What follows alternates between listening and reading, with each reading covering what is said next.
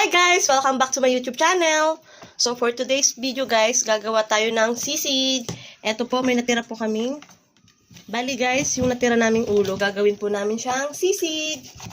So ayan po, meron pa po siya sa kabila.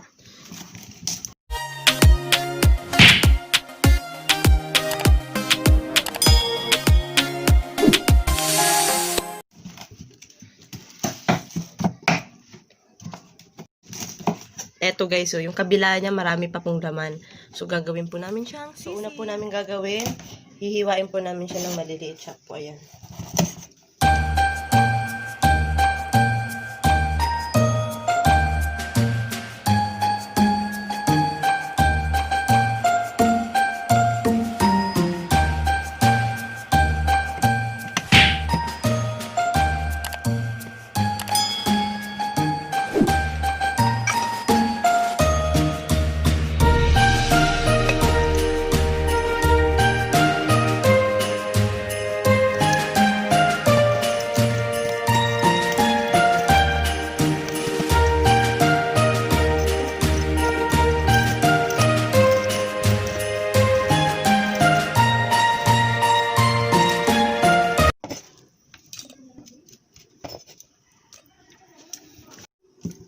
So, eto na po guys. Tapos na po nating mahiwa ng maliliit.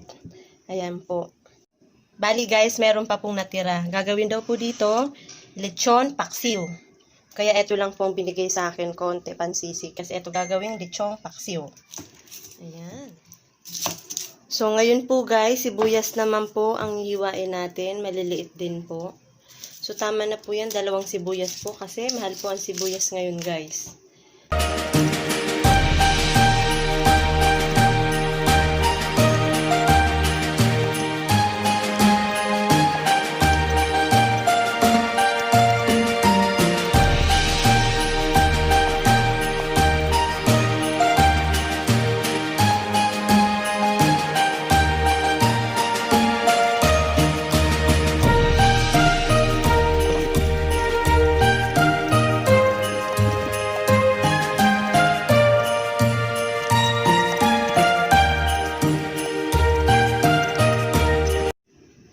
So, eto na po guys. Tapos na po natin mahiwa ng maliliit yung sibuyas.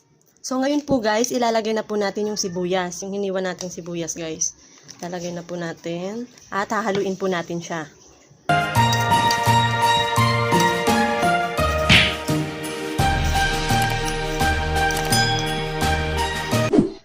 Guys, lalagyan ko po siya ng magic sarap. Pero optional lang po to. Magic sarap, Bekanemen.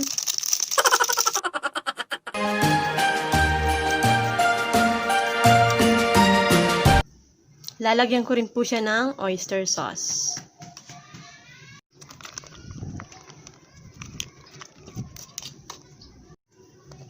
Ayan po guys, 1 kutsarang oyster sauce pang ilalagay ko.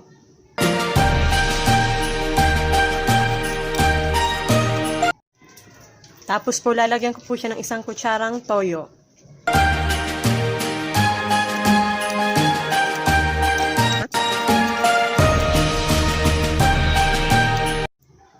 Then, isunod po natin yung paminta.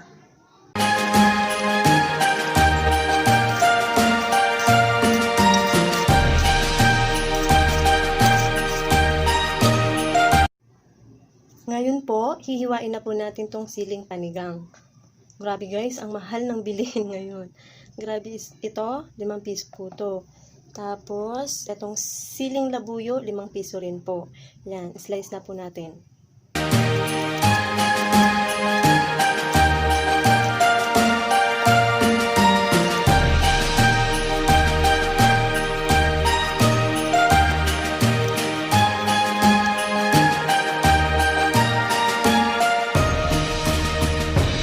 Bali po guys, ito pong binukod ko, ilalagay ko po siya sa plating na po, mamaya pagluto na. Ngayon po guys, ilalagay na po natin to.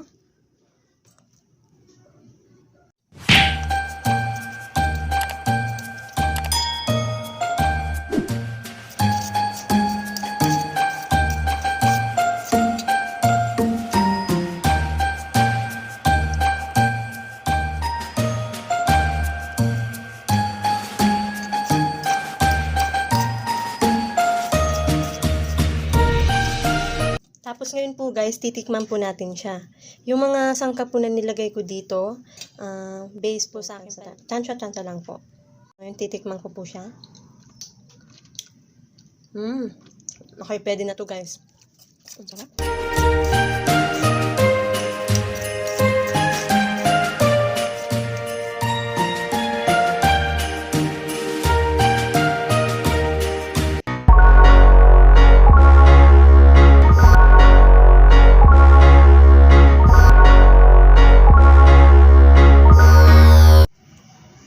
Ngayon po guys, igigisa na po natin siya.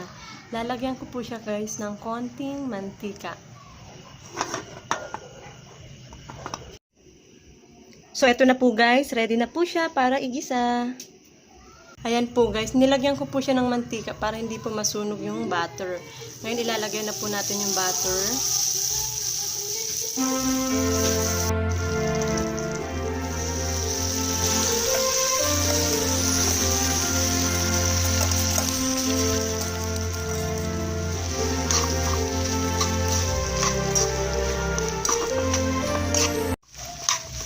Ayan po, haluin lang po natin siya.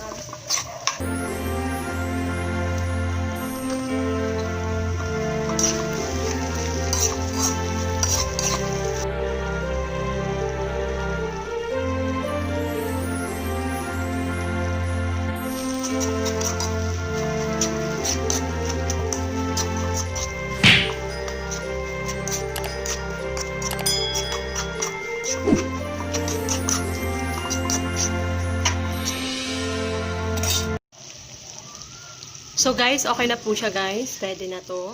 Kung meron po kayong sizzling plate, pwede nyo po siyang ilagay doon. Pero ako dahil wala, ilalagay ko lang po siya guys sa pinggan.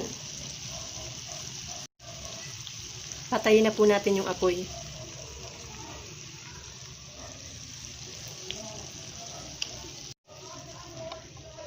Tapos eto po guys, ilalagay ko siya for plating na. Ngayon po guys, ilalagay ko na po itong sibuyas. Nilagay ko ng sibuyas. Mas maraming sibuyas, mas masarap. The more, the merrier. Tapos haluin ko po. Init pa guys. Ayan. Then, itatransfer na po natin siya. Dito ko lang po siya itatransfer sa pinggan. Wala po kasi akong sizzling plate.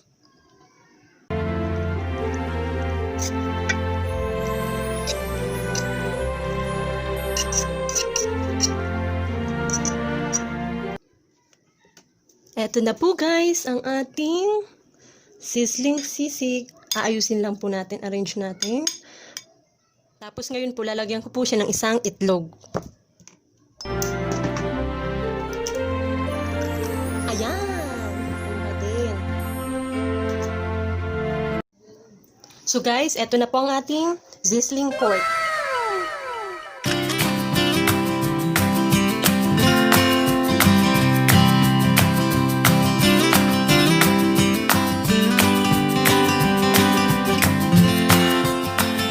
So guys, kung mapapansin nyo po, hindi ko po siya nilagyan ng mayonnaise.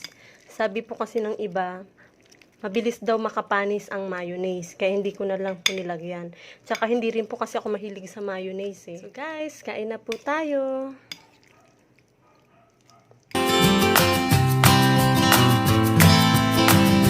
So guys, thank you for watching. Please don't forget to like and subscribe. Thank you. Ingat po kayo palagi.